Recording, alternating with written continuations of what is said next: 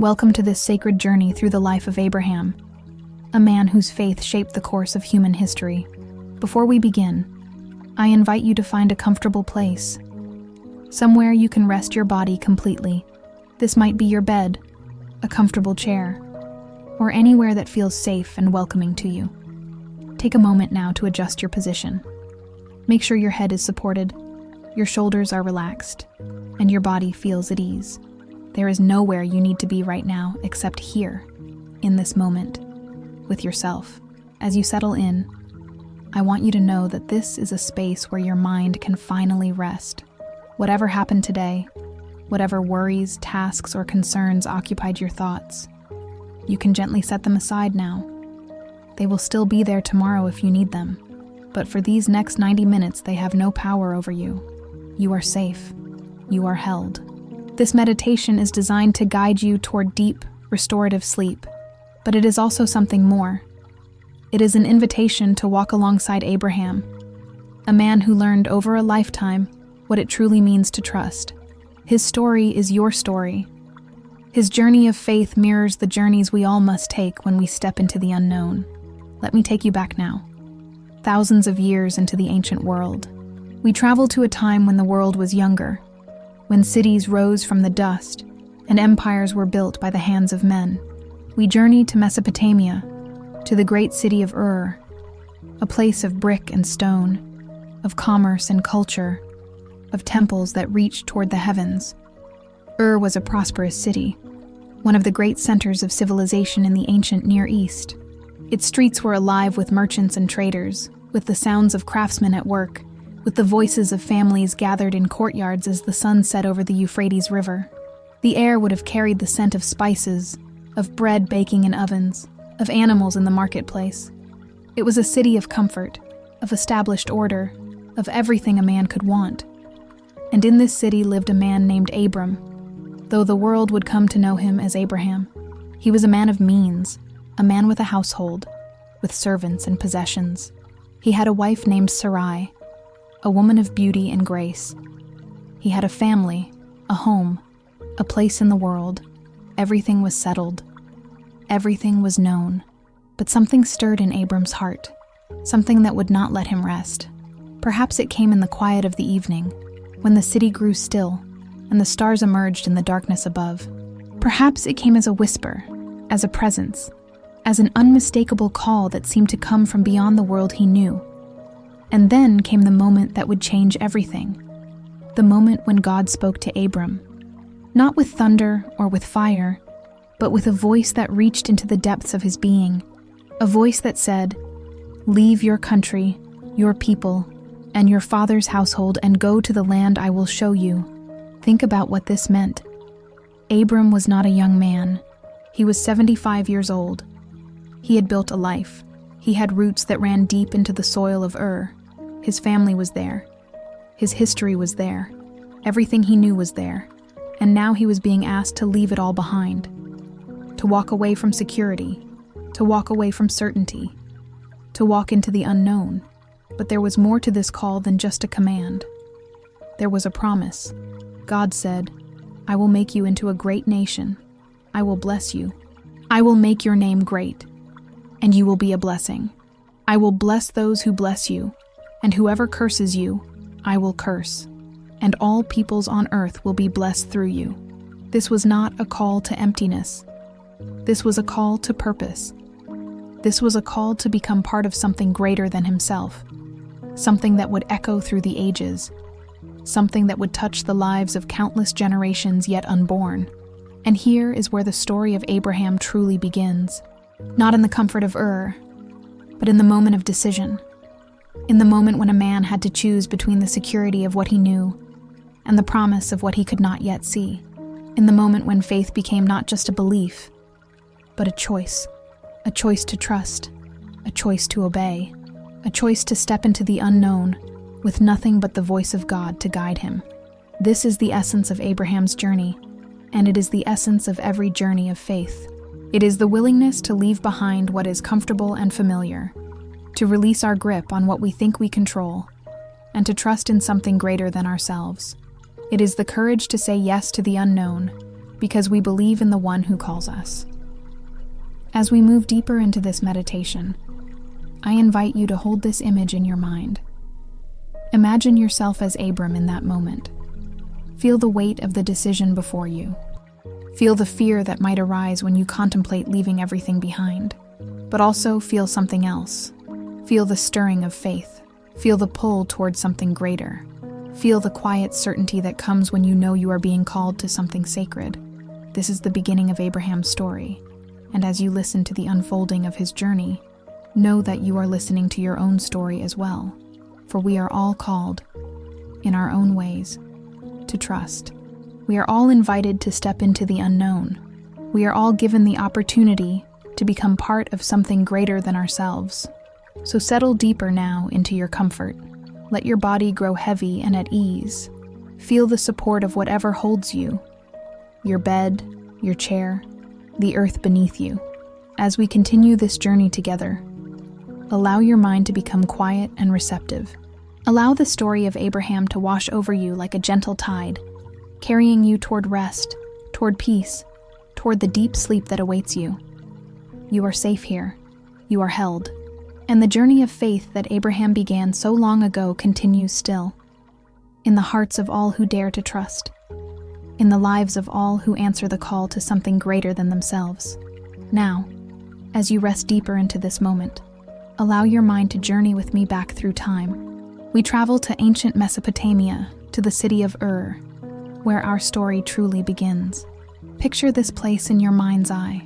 See the great ziggurat rising against the sky, a massive temple tower built of mud brick, its surface catching the light of the sun as it moves across the heavens. Around this sacred structure, the city sprawls in all directions. Streets wind between houses of clay and stone. Markets bustle with activity. The Euphrates River flows nearby, its waters bringing life to this ancient land. The air in Ur is warm and thick. You can almost feel it on your skin. The heat of the Mesopotamian sun, the dust that rises from the streets, the scent of spices and animals, and human life all mingled together. This is a city of order and prosperity. This is a place where a man can build a life, establish his name, secure his future. This is where Abram lived. Abram was a man of substance in Ur. He was not poor or unknown. He had a household, servants and workers who depended on him. He had possessions, flocks and herds, goods and property. He had a wife, Sarai, a woman of remarkable beauty and grace. He had family around him. His father Terah, his brother Nahor with his wife and children. He had roots that ran deep into the soil of this ancient city. He had a place. He had a name. He had security. But there was something else that Abram possessed, something that could not be measured in flocks or land or possessions. He possessed a restless spirit. He possessed a heart that yearned for something beyond what the world around him could offer. Perhaps he looked at the great ziggurat and wondered about the nature of the divine. Perhaps he questioned the gods that his people worshipped, the idols of stone and wood that filled the temples of Ur. Perhaps, in the quiet moments of his life, he sensed that there was something more, something true, something real that lay beyond the visible world. And then, one day, we do not know exactly when, but we know that it happened. God spoke to Abram, not with thunder that shook the earth, not with fire that fell from the sky, but with a voice that reached into the very core of his being, a voice that was unmistakable, a voice that demanded everything. The call came with these words: "Leave your country, your people, and your father's household, and go to the land I will show you." Let these words sink into your consciousness now. Feel their weight. Feel their power. This was not a suggestion. This was not an invitation that Abram could politely decline. This was a command. This was a summons. This was a call that would reshape the entire course of his life. And notice something crucial here. God did not tell Abram where he was going. God said, "Go to the land I will show you." Not, "Go to Canaan." Not, "Go to the north," or "Go to the east." Simply, "Go to the land I will show you." Abram was being asked to step into complete uncertainty. He was being asked to leave everything he knew and walk toward a destination that had not yet been revealed to him. Think about what this meant for a man of 75 years. Abram was not young. He was not at the beginning of his life, full of youthful energy and the confidence that comes with decades ahead of him. He was in the autumn of his years. He had already built his life. He had already established his place in the world. And now he was being asked to abandon it all, to leave his country, the land of his birth, the place where his ancestors had lived, to leave his people, his extended family, his community, the social structures that defined him, to leave his father's household, the very foundation of his identity and security. This was not a small thing. This was not a minor adjustment to his life. This was a complete upheaval. This was a call to faith so radical, so absolute, that it would require him to release his grip on everything he thought he controlled. But here is where the story becomes beautiful. Here is where we see the true nature of faith, because alongside this command came a promise. God did not ask Abram to step into emptiness. God did not ask him to walk into darkness without any assurance. Instead, God made him a covenant. God made him a promise that would sustain him through all the years ahead. God said, "I will make you into a great nation. I will bless you. I will make your name great, and you will be a blessing. I will bless those who bless you, and whoever curses you I will curse. And all peoples on earth will be blessed through you." Pause with me here, and let these words settle into your heart. This promise was not about Abram alone. This was not a promise of personal wealth or comfort or security. This was a promise that his life would become a blessing to all humanity. This was a promise that through his obedience, through his faith, through his willingness to trust God, he would become an instrument of blessing that would touch the lives of countless generations yet unborn. Think about the magnitude of this. Abram was being called to become the father of nations. He was being called to become a blessing to all peoples on earth. His name would be great, not because he built an empire or conquered lands, but because he trusted God. His legacy would not be measured in monuments or military victories, but in the faith that he demonstrated and the covenant that God established through him. And yet, there was a problem. There was an obstacle that seemed to make this promise impossible. Abram had no children. He and Sarai had been married for many years, and they had no son. In the ancient world, a man without a son was a man without a future. A man without a son had no heir to carry on his name, no one to inherit his possessions, no one to continue his line. The promise of becoming a great nation, the promise of descendants as numerous as the stars in the sky. These promises seemed impossible. They seemed to contradict the reality of Abram's life. And this is where faith becomes real. This is where faith becomes more than just belief. Faith becomes a choice. Faith becomes an action. Faith becomes a willingness to trust in God's promise, even when everything in the natural world seems to contradict it. Abram made that choice. The scripture tells us simply, "So Abram went, as the Lord had told him." He did not argue with God. He did not ask for more details. He did not demand to know where he was going, or how the promise would be fulfilled. He simply obeyed. He simply trusted. He simply took the first step into the unknown. And he took Sarai with him. He took Lot, his nephew, with him. He took all the possessions they had accumulated, all the servants of his household. He gathered everything and everyone, and he left Ur. He left the city of his birth. He left the security of his established life. He left behind everything that was familiar and known. Imagine what this moment must have felt like. Imagine standing at the gates of Ur for the last time, looking back at the city where you had lived your entire life. Imagine the weight of that decision. Imagine the fear that might arise. Imagine the questions that might flood your mind. What if God does not come through? What if this promise is not real? What if I am making a terrible mistake? But Abram did not turn back. He did not let fear paralyze him. He did not cling to the security of what he knew. Instead, he stepped forward. He took the first step on a journey that would last the rest of his life, a journey that would test his faith again and again.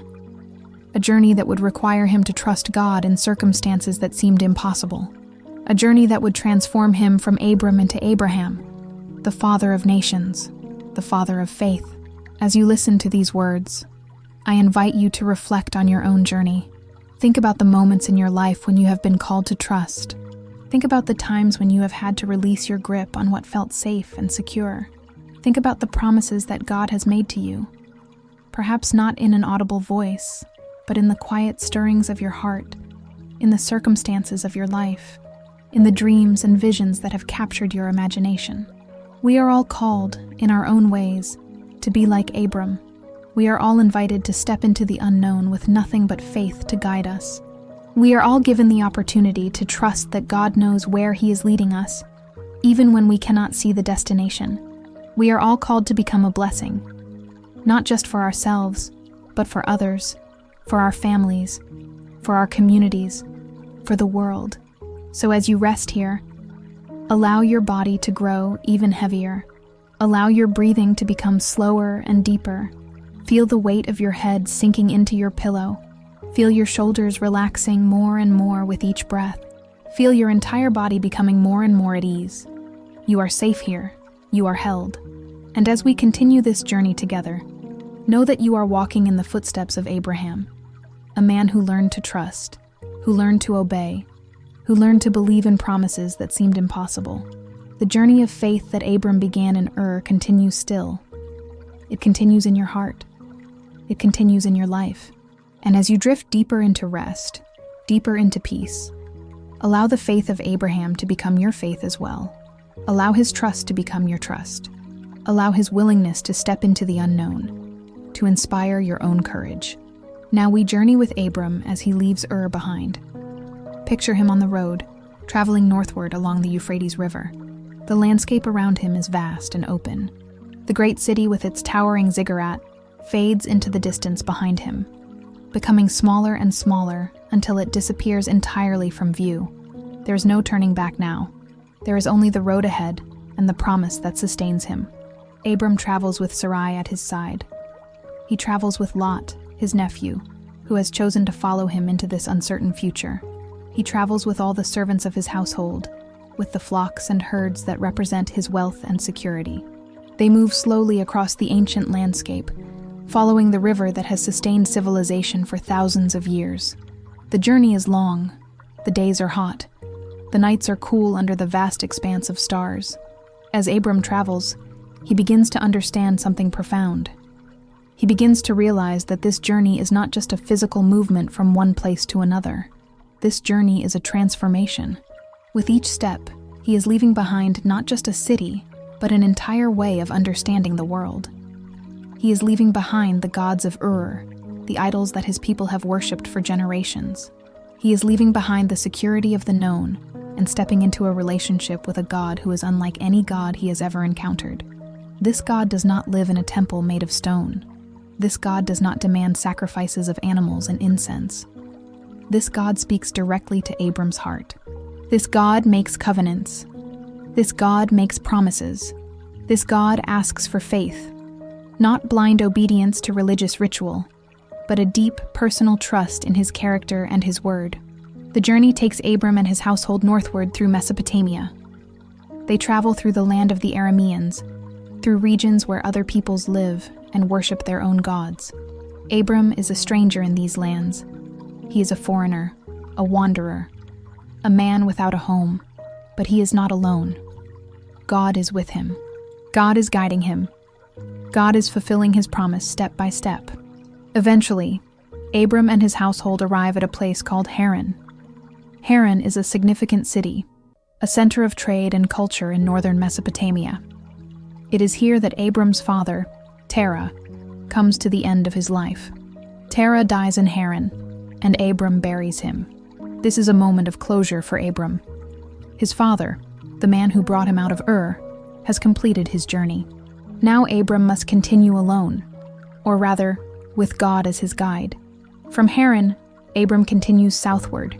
He travels through the land that will one day be called Canaan. He travels through a land that is not yet his, but that God has promised to give to him and to his descendants. As he travels, he encounters the land itself. He sees the hills and valleys. He sees the rivers and springs. He sees the fertile soil and the open spaces. He begins to understand, in a deeper way, what God has promised him. And as Abram travels through this land, something remarkable happens. God appears to him again. God speaks to him and says, "To your offspring, I will give this land." This is not just a promise spoken in the darkness of night or in a moment of vision. This is a promise spoken in the land itself. This is God showing Abram the very land that he is promising to give to him. Imagine what this must have felt like for Abram. He is standing in a land that is foreign to him, a land where he has no possessions, no home, no claim. And God is saying to him, "This land is yours. This land belongs to you and to your descendants. This land will be your inheritance." But there is a paradox here. There is a tension that Abram must learn to live with. The land is promised to him, and yet he does not possess it. The land is his inheritance, and yet he is a stranger in it. He will live in this land for the rest of his life, but he will never fully own it. He will dwell in tents, moving from place to place, never settling permanently in one location. He will be a sojourner, a wanderer, a man without a fixed home. This is the nature of faith. Faith is not about having everything figured out. Faith is not about possessing what has been promised. Faith is about trusting in the promise even when the reality of your circumstances seems to contradict it. Faith is about living in the tension between what God has promised and what you can see with your own eyes. As Abram travels through Canaan, he builds altars. At Shechem, he builds an altar to the Lord. At Bethel, he builds another altar. These altars are not temples made of stone. They are simple structures built from rocks gathered from the land itself, but they are sacred. They are places where Abram meets with God. They are places where he remembers the promise. They are places where he renews his commitment to trust God. And as Abram travels, he encounters challenges. He encounters difficulties that test his faith. There is a famine in the land. The crops fail. The pastures dry up. The land that God has promised to give him is not providing for him. What does Abram do? Does he lose faith? Does he question God's promise? Does he turn back toward Ur? No. Instead, Abram travels to Egypt. He goes down to Egypt to find food and sustenance for his household. This is a practical decision. This is a decision born of necessity. But it is also a decision that reveals something about Abram's character. He does not cling to the promise so tightly that he refuses to take action. He does not sit passively and wait for God to provide. Instead, he takes responsibility. He makes decisions. He acts in faith, trusting that God will guide him and protect him even in difficult circumstances. In Egypt, Abram encounters Pharaoh. And here, Abram makes a choice that is not his finest moment. He tells Sarai to say that she is his sister, not his wife. He does this because he fears that Pharaoh will kill him in order to take Sarai for himself. He is afraid. He is protecting himself. He is not trusting God to protect him. He is taking matters into his own hands. But God does not abandon Abram in his fear.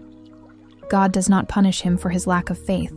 Instead, God protects Sarai. God brings plagues upon Pharaoh's household. God makes it clear that Sarai is under his protection, and Pharaoh, realizing what has happened, sends Abram and Sarai away. He gives them gifts and allows them to leave Egypt with honor. This is an important moment in Abram's journey. This is a moment when he learns that his faith is not perfect. This is a moment when he learns that he is capable of fear and deception. But it is also a moment when he learns that God's faithfulness does not depend on his perfection. God's promise does not fail because Abram fails. God's protection does not disappear because Abram loses faith. Abram returns to Canaan, and he returns to the altars he has built. He returns to the places where he has met with God. He returns to the promise. And as he does, he grows in faith. He learns, through experience, what it means to trust God. He learns that faith is not a one-time decision, but a daily choice. He learns that faith is not about having all the answers, but about trusting the one who does. As you listen to these words, allow yourself to journey with Abram. Allow yourself to walk the roads he walks. Allow yourself to feel the heat of the sun on your face. Allow yourself to see the vast landscape stretching out before you. Allow yourself to experience the mixture of fear and faith that Abram experiences. Think about your own journey. Think about the times when you have had to trust God in difficult circumstances. Think about the times when you have been afraid, when you have doubted, when you have tried to take matters into your own hands. Think about the times when God has protected you, guided you, and brought you through to the other side. We are all like Abram in this way. We are all on a journey. We are all being called to trust in promises that we cannot yet see. We are all being invited to walk through difficult circumstances with faith in our hearts. We are all being given the opportunity to build altars, to create sacred spaces in our lives where we remember God's faithfulness and renew our commitment to trust Him. So as you rest here, allow your breathing to become even slower and deeper. Feel your body sinking deeper into comfort with each breath. Feel the weight of your limbs becoming heavier and heavier. Feel your mind becoming quieter and more peaceful. You are safe here. You are held. And as we continue this journey together, know that you are walking in the footsteps of Abraham, a man who learned to trust, who learned to obey, who learned to believe in promises that seemed impossible. The journey continues. The promise remains. And as you drift deeper into rest, deeper into peace, allow the faith of Abraham to become your faith as well. Allow his trust to become your trust. Allow his willingness to walk through uncertainty to inspire your own courage and peace. Years pass. Many years pass. Abram continues to live in the land of Canaan, dwelling in tents, moving from place to place. He builds altars. He worships God. He tends his flocks and herds. He lives as a sojourner in the land that has been promised to him. And yet, the promise remains unfulfilled. The promise of descendants as numerous as the stars in the sky. This promise has not yet come to pass. Abram grows older. Sarai grows older. The years accumulate. The seasons change. Spring becomes summer, becomes autumn, becomes winter, and the cycle repeats again and again. And still, there is no child. Still, there is no son. Still, the promise seems impossible. Think about what this must have felt like. Think about the weight of waiting. Think about the burden of hope deferred. Abram had left everything, his home, his family, his security, based on a promise. He had trusted God. He had obeyed. He had walked into the unknown.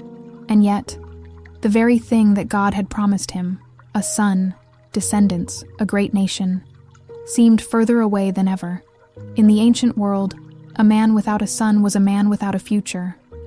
A man without a son had no heir. He had no one to carry on his name. He had no one to inherit his possessions. He had no legacy. And for Abram, this was not just a personal tragedy.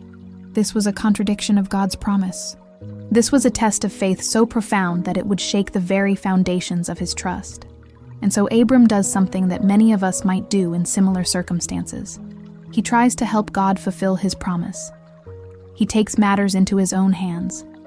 He decides that if Sarai cannot bear a child, then perhaps her servant, Hagar, can bear a child on their behalf. This was not an unusual practice in the ancient world. It was a way for a barren woman to have a child through her servant. It was a legal arrangement, a practical solution to an impossible situation. So Sarai gives Hagar to Abram, and Hagar becomes pregnant. And when Hagar realizes that she is pregnant, something changes in her. She begins to look at Sarai with contempt. She begins to see herself as superior to Sarai because she can do what Sarai cannot do. She can bear a child. She can fulfill the promise. And Sarai, seeing this contempt, becomes angry. She blames Abram. She says to him, "You are responsible for the wrong I am suffering. I put my servant in your arms, and now that she knows she is pregnant, she despises me." And Abram, caught between two women, says to Sarai, "Your servant is in your hands. Do with her all you think best." And Sarai mistreats Hagar so severely that Hagar flees into the desert. This is a dark moment in the story. This is a moment when we see the consequences of trying to fulfill God's promise through human effort. This is a moment when we see how fear and desperation can lead us to make choices that cause suffering to others. Abram wanted a son. Sarai wanted a son.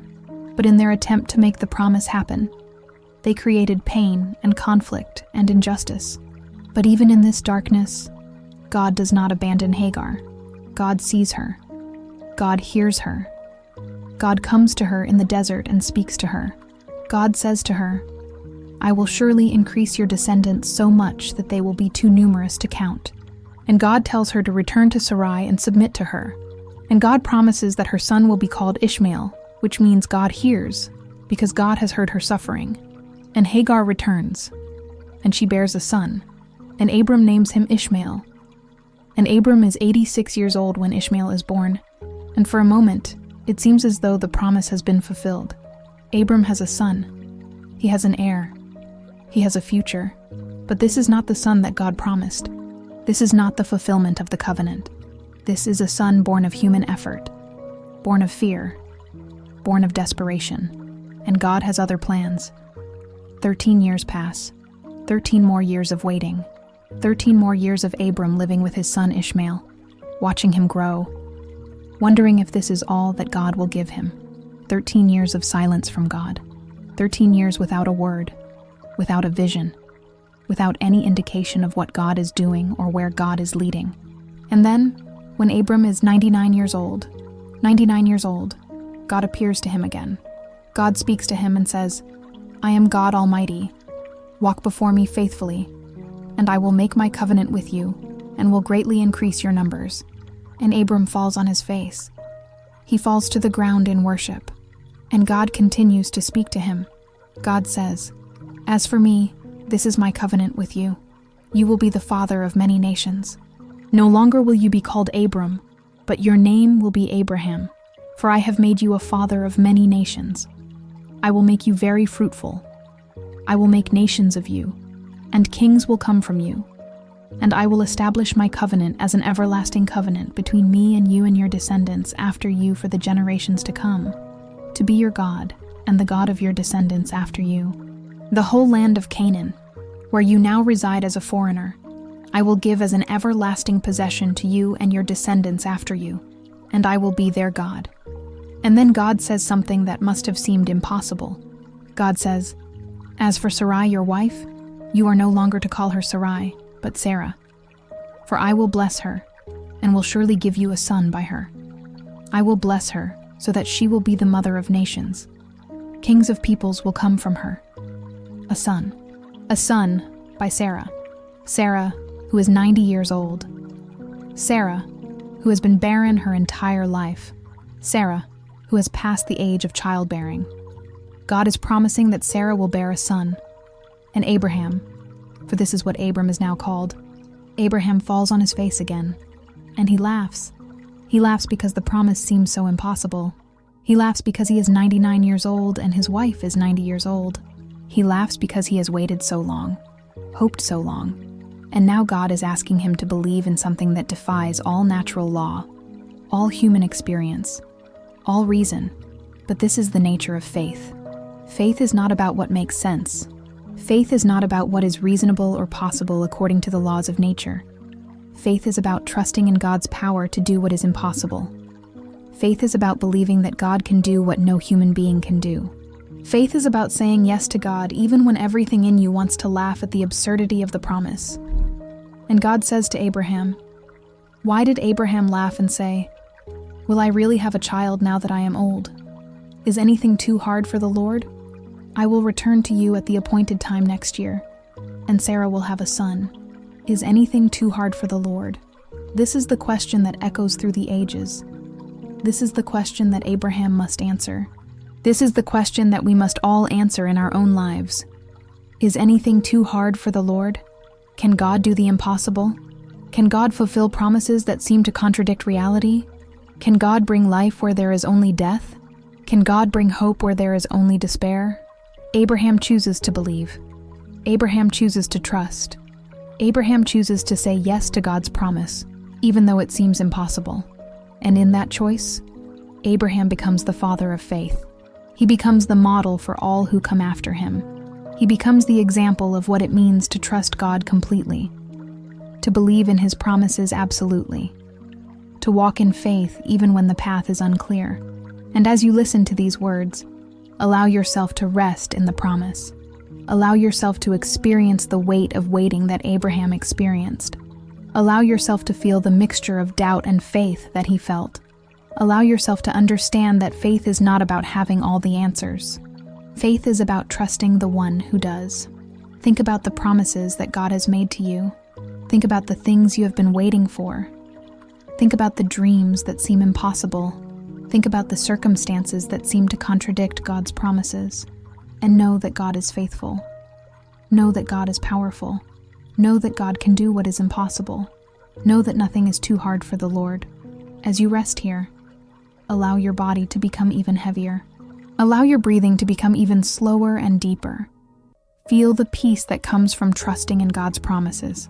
Feel the rest that comes from releasing your need to control, your need to make things happen, your need to understand how God will fulfill his promises.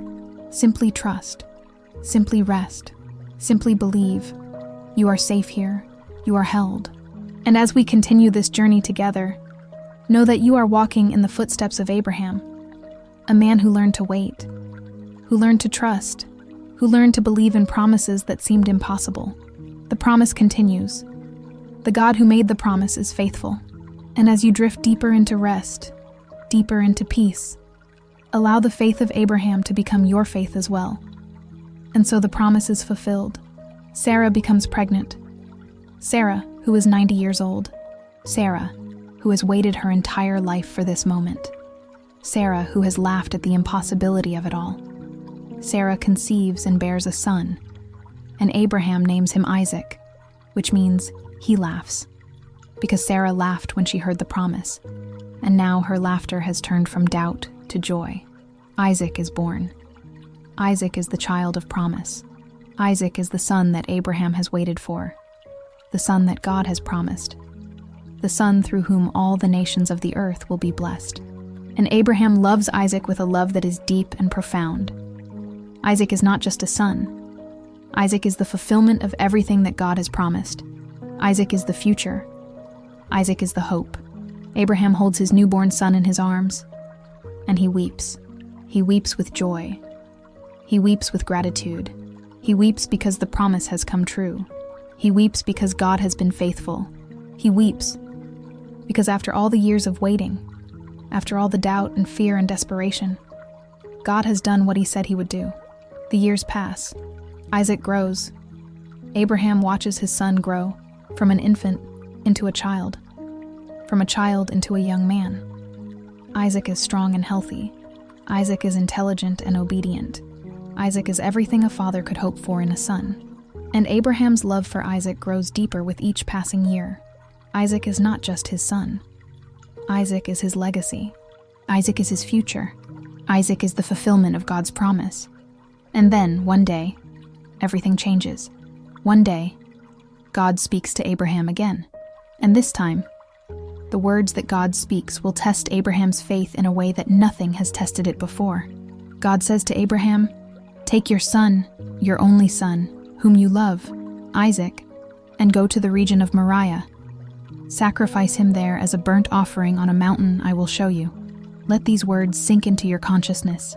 Let them settle into your heart. Imagine hearing these words. Imagine being Abraham in this moment. God is asking Abraham to do the unthinkable. God is asking Abraham to take his son, his only son, the son of promise, the son he loves more than life itself, and kill him. God is asking Abraham to sacrifice Isaac on an altar. This is not a request. This is not a suggestion. This is a command. This is a test. This is the ultimate test of faith. Think about what this means. Think about what Abraham has endured to get to this point. He has left his home. He has left his family. He has left his security. He has walked into the unknown. He has waited for decades for a son. He has trusted God through famine and fear and desperation. He has believed in promises that seemed impossible. And now, just when it seems as though everything has been fulfilled, Just when it seems as though the promise is secure, God asks him to give it all up. God asks him to sacrifice the very thing that the promise was about. This is the deepest test of faith imaginable. This is not a test of whether Abraham can obey God when obedience is easy. This is a test of whether Abraham can obey God when obedience costs him everything. This is a test of whether Abraham's faith is in God or in God's promises. This is a test of whether Abraham loves God more than he loves his own son. And Abraham does something remarkable. Abraham does not argue with God. Abraham does not question God. Abraham does not say, "This is unfair. This is unjust. This contradicts everything you have promised me." Abraham simply obeys. The scripture tells us, "Early the next morning Abraham got up and saddled his donkey. He took with him 2 of his servants and his son Isaac. When he had cut enough wood for the burnt offering, he set out for the place God had told him about." Abraham rises early in the morning. He prepares for the journey. He takes his son with him. He takes the wood for the burnt offering. He takes a knife, and he begins to walk toward the mountain that God has shown him. Imagine this journey. Imagine walking with your son, knowing what you are about to do. Imagine the weight of this knowledge. Imagine the pain in your heart. Imagine the conflict between your love for your son and your obedience to God. Imagine every step of this journey being a step toward the most difficult thing you will ever do. The journey takes 3 days. 3 days of walking. 3 days of being with Isaac. 3 days of knowing what is about to happen. 3 days of wrestling with the weight of this command.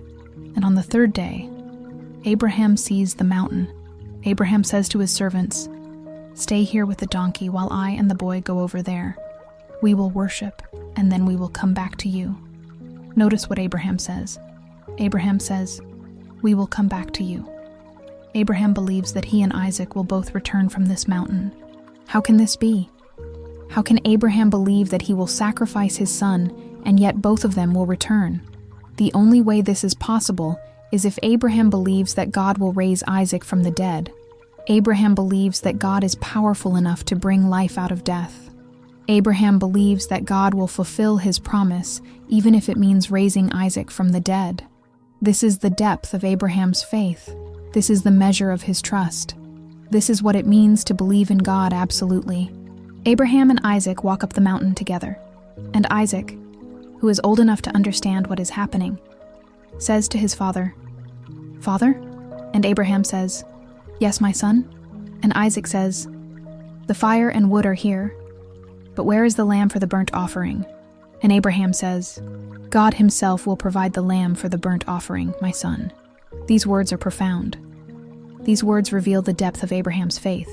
Abraham does not know how God will provide. Abraham does not know what will happen. But Abraham trusts that God will provide. Abraham trusts that God will do what is right. Abraham trusts that God will fulfill his promise. They reach the top of the mountain. Abraham builds an altar. He arranges the wood on the altar. And then he does something that breaks the heart. Abraham binds his son Isaac. Abraham ties him up. Abraham places him on the altar, on top of the wood. And then Abraham reaches for the knife. Abraham raises the knife above his son. Abraham is about to do the unthinkable. Abraham is about to sacrifice the son he loves. But in that moment when Abraham's faith is about to be tested to its absolute limit, God speaks. God calls out to Abraham and says, "Abraham, Abraham." And Abraham says, "Here I am." And God says, "Do not lay a hand on the boy. Do not do anything to him. Now I know that you fear God, because you have not withheld from me your son, your only son." And Abraham looks up, and he sees a ram caught in the thicket by its horns. And Abraham takes the ram and sacrifices it as a burnt offering instead of his son. And Abraham names that place "The Lord will provide," because God has provided. This is the climax of Abraham's journey of faith. This is the moment when Abraham's faith is proven to be absolute. This is the moment when Abraham demonstrates that he loves God more than he loves his own son. This is the moment when Abraham shows that his trust in God is complete and unconditional.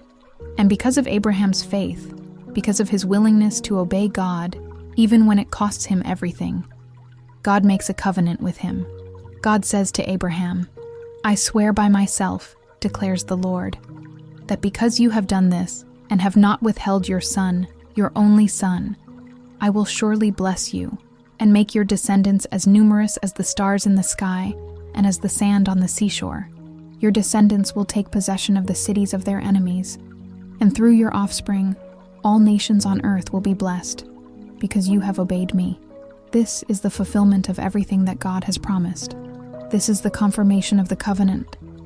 This is the assurance that Abraham's faith has not been in vain. This is the promise that through Abraham's obedience, through his willingness to trust God absolutely, all nations on earth will be blessed. As you listen to these words, allow yourself to feel the weight of this story. Allow yourself to understand the depth of faith that Abraham demonstrated. Allow yourself to contemplate what it means to trust God completely, to obey God even when obedience costs you everything, to believe in God's promises even when those promises seem to be taken away from you. Think about the tests of faith in your own life. Think about the times when you have had to choose between what you want and what God is calling you to do. Think about the times when obedience has cost you something precious. Think about the times when you have had to trust God even when you could not see the outcome. We are all called, in our own ways, to be like Abraham. We are all invited to demonstrate faith that is absolute and unconditional. We are all given the opportunity to show that we trust God more than we trust our own understanding, more than we trust our own desires, more than we trust our own control. As you rest here, allow your body to become even heavier. Allow your breathing to become even slower and deeper. Feel the peace that comes from knowing that God is faithful. Feel the rest that comes from releasing your need to understand, your need to control, your need to protect what you love. Simply trust. Simply rest. Simply believe that God is good and that God is faithful. You are safe here. You are held. And as we continue this journey together, know that you are walking in the footsteps of Abraham, a man who learned to trust God absolutely, who learned to obey God completely, who learned to believe in God's promises, even when those promises seemed impossible. The journey of faith continues. The God who made the promise is faithful. And as you drift deeper into rest, deeper into peace, allow the faith of Abraham to become your faith as well. Allow his trust to become your trust. Allow his willingness to surrender everything to God to inspire your own peace and surrender. Abraham's journey does not end on Mount Moriah. Abraham's story does not conclude with the sacrifice of Isaac. Instead, this moment of absolute faith, this moment of complete surrender, becomes the foundation for everything that follows. Abraham returns from the mountain with Isaac at his side. Abraham returns knowing that he has passed the greatest test of his life. Abraham returns transformed. The years continue to unfold. Abraham lives to see Isaac grow into a man. Abraham lives to see Isaac marry Rebekah. Abraham lives to see the beginning of the next generation. Abraham lives to see the promise continuing to unfold through his descendants. And when Abraham finally comes to the end of his life, at the age of 175 years, he dies in peace. He dies knowing that God has been faithful. He dies knowing that the promise will continue through his descendants. He dies knowing that his faith has not been in vain. But Abraham's story does not end with his death. Abraham's legacy continues. Abraham's faith continues to echo through the ages. Abraham becomes known as the father of faith. Abraham becomes the model for all who come after him. Abraham becomes the example of what it means to trust God completely, to obey God absolutely, to believe in God's promises even when those promises seem impossible. And this legacy extends far beyond Abraham's own descendants.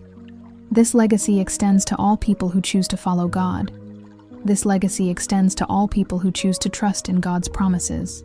This legacy extends to all people who choose to walk in faith, even when the path is unclear. Think about what Abraham's journey teaches us. Think about what his life reveals about the nature of faith. Abraham did not have all the answers. Abraham did not understand how God would fulfill his promises. Abraham did not know where he was going when God called him to leave Ur. Abraham did not know how he would have a son when he was 99 years old and his wife was 90. Abraham did not understand why God would ask him to sacrifice the son he loved. But Abraham trusted anyway. Abraham obeyed anyway. Abraham believed anyway. And in his trust, in his obedience, in his belief, Abraham became a blessing to all nations. Abraham became a father of faith. Abraham became a model for all who would come after him. And this is the invitation that comes to us through Abraham's story. This is the call that echoes through the ages. We are invited to trust God. We are invited to obey God. We are invited to believe in God's promises even when those promises seem impossible. We are invited to walk in faith even when we cannot see the destination. Think about your own life. Think about the promises that God has made to you. Think about the times when you have been called to trust. Think about the times when you have had to release your grip on what felt safe and secure. Think about the times when you have had to believe in something that seemed impossible. We are all like Abraham in this way. We are all on a journey of faith. We are all being called to trust in God. We are all being invited to become a blessing to others. We are all given the opportunity to demonstrate faith that is absolute and unconditional. And as you rest here, as you drift deeper into peace, know that you are not alone on this journey. Know that Abraham walked this path before you. Know that countless others have walked this path as well. Know that God is faithful. Know that God is trustworthy. Know that God will fulfill his promises. Abraham's faith became his legacy. Abraham's trust became his gift to all who would come after him. And now, his faith can become your faith. His trust can become your trust. His willingness to surrender everything to God can inspire your own surrender, your own peace, your own rest. As you listen to these final words, allow yourself to integrate everything that you have heard. Allow the story of Abraham to settle into your heart. Allow his journey of faith to become a mirror in which you see your own journey. Allow his trust to awaken trust within you. Allow his peace to become your peace. You have walked with Abraham from Ur to Canaan. You have experienced his fear and his faith. You have felt the weight of his waiting. You have witnessed the depth of his trust. You have seen the power of his surrender. And now, as you rest here, allow all of this to become part of you. Allow Abraham's faith to strengthen your own faith. Allow his journey to illuminate your own path. The promise that God made to Abraham continues still. The covenant that God established with Abraham extends to all who believe. The blessing that God promised through Abraham reaches out to all nations, to all peoples, to all who choose to trust in God. And you are part of this story. You are part of this legacy. You are part of this covenant. You are invited to walk in the faith of Abraham. You are invited to trust in the promises of God. You are invited to become a blessing to others through your own faith, your own obedience, your own trust. So as you rest here, deeper and deeper into peace, know that you are held by the same God who held Abraham. Know that you are guided by the same God who guided Abraham. Know that you are loved by the same God who loved Abraham. And know that the faith of Abraham can become your faith. The trust of Abraham can become your trust. The peace of Abraham can become your peace. Let your body sink deeper into comfort. Let your breathing become slower and more natural. Let your mind become quieter and more at ease. Feel the weight of your body becoming heavier and heavier. Feel the peace settling over you like a gentle blanket.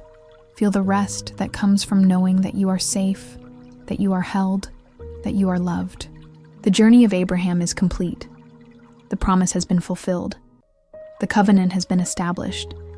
And now, as you drift deeper into sleep, deeper into rest, deeper into peace, carry with you the faith of Abraham. Carry with you his trust. Carry with you his peace.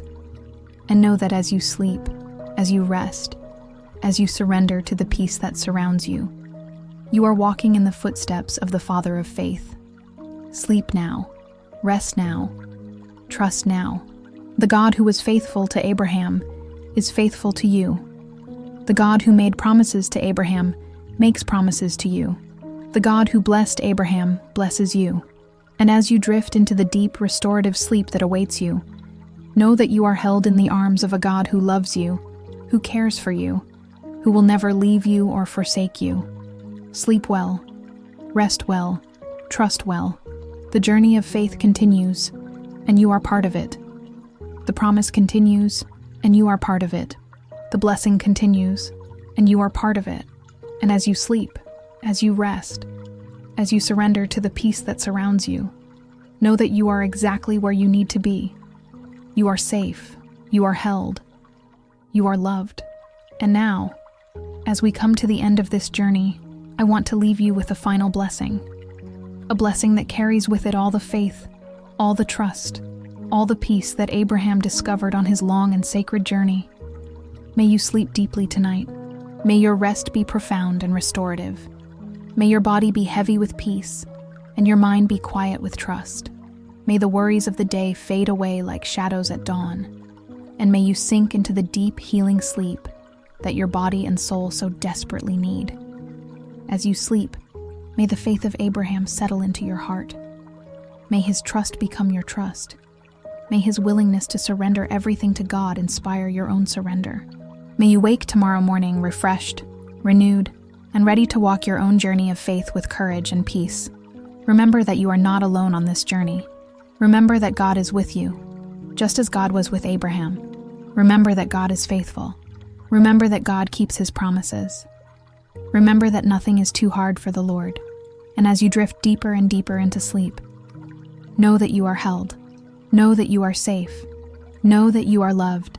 Know that the same God who guided Abraham through the desert, who provided for Abraham in times of famine, who fulfilled impossible promises to Abraham, is guiding you, providing for you, and fulfilling his promises in your life as well. Sleep now. Rest now. Trust now. Let go of everything that weighs you down. Let go of every worry, every fear, every doubt.